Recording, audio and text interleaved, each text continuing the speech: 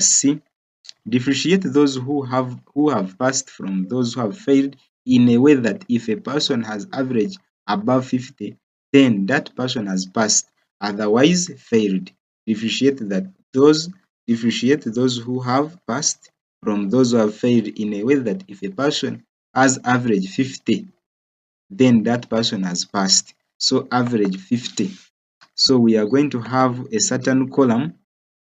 We are going to have a column here whereby we are going to say equal signs if open brackets, then we select average, this one again average, then is greater than or equal to 50, comma, then we open quotes and put there the value of the statement of the condition.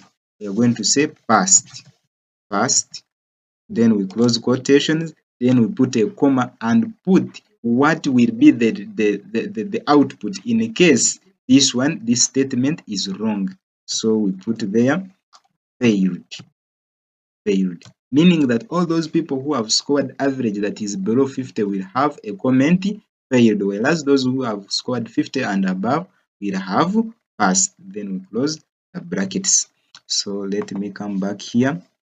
Differentiate those who have passed from those who have failed in a way that if a person has average above 50, meaning that the average should not be equal to 50, but at least should be starting from 51, then that person has passed, otherwise failed. So I will come back here and remove this equal sign, meaning that to pass you have to have got 51 and above.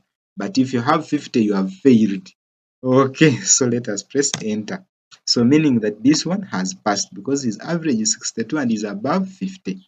So let us scroll down. So passed. We only have one person called Fire who has failed because he has 50. Okay.